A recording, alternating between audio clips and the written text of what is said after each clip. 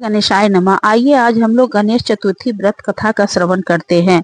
तो आषाढ़ कृष्ण गणेश चतुर्थी व्रत कथा। पार्वती जी ने गणेश जी से पूछा कि हे वत्स, आषाढ़ की चतुर्थी बहुत ही शुभदायिनी कही गई है, आप उसका विधान बतलाइए।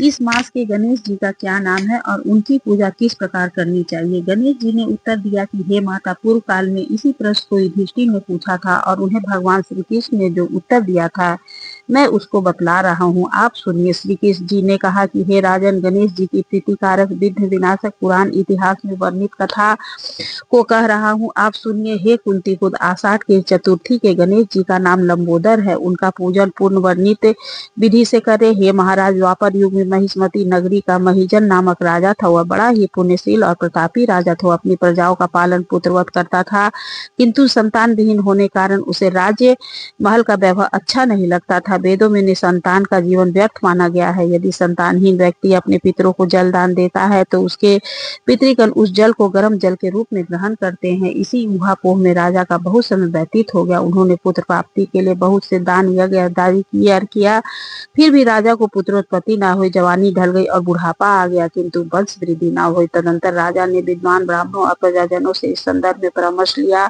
राजा ने कहा, हे ब्राह्मण तथा प्रजाजनों, हम तो संतानहीन हो गए, अब मेरी क्या गति होगी। मैंने जीवन में तो किंचित भी पाप कर्म नहीं किया, मैंने कभी अत्याचार द्वारा धन संग्रह नहीं किया। मैं तो सदैव प्रजाओं और पुत्रवत पालन किया तथा धर्मचारण किया द्वारा ही पृथ्वी का शासन किया। मैंने चोर डाकुओं को दंडित किया, इष्ट मित्रों के भोजन की व्यवस्था की, गौ ब्राह्मणों का ही चिंतन करते हुए शिष्ट पुरुषों का आदर सत्कार किया। इस प्रकार मैं पृथ्वी का पालन कर रहा हूँ, अपनी प्रजाओं का धर्म पूर्वक रक्षण किया। फिर भी हे द्विज सत्वों, मुझे अब तक पुत्र न होने का क्या कारण है। विद्वान ब्राह्मणों ने कहा कि हे महाराज, हम लोग वैसा ही प्रयत्न करेंगे जिससे आपके वंश की वृद्धि हो। इस प्रकार कहकर सब लोग युक्ति सोचने लगे।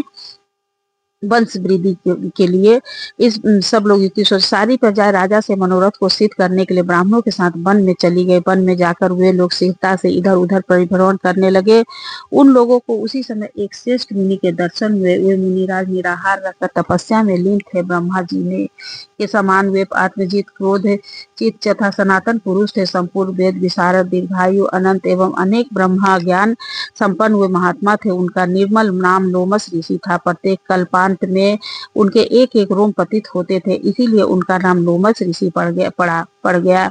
ऐसे त्रिकालदर्शी महर्षि लोमस का उन लोगों ने दर्शन किया। सब लोग उन तेजस्वी मुनि के पास गए। उचित अर्थव्यवस्था एवं प्रणाम आदि के अंतर सभी लोग उनके समक्ष खड़े हो गए। मुनि के दर्शन से सभी लोग प्रसन्न होकर परस्पर कहने लगे कि हम लोगों को सौभाग्य से ही ऐसे मुनि के दर्शन हुए, इनके उपदेश से हम सभी का मंगल होगा। ऐसा निश्चय कर मुनि राज ने जनता कहने लगी, हे ब्रह्म ऋषि, हम लोगों ने दुख का कारण सुनिए।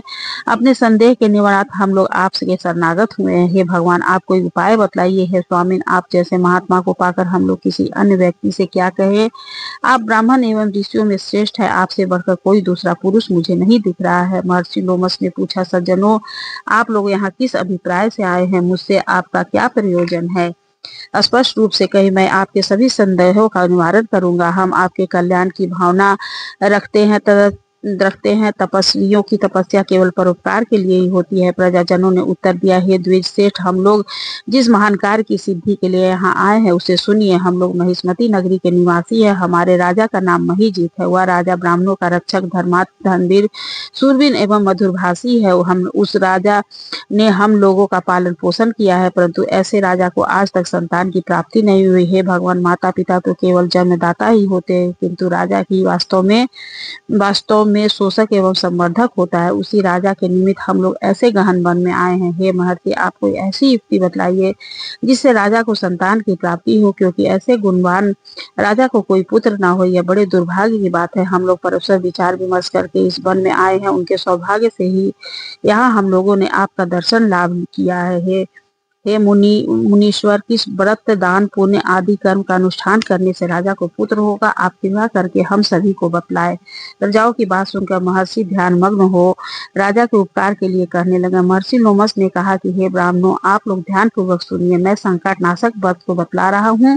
वह व्रत निसंतान को संतानदायक एवं निर्धनों को धन देता है।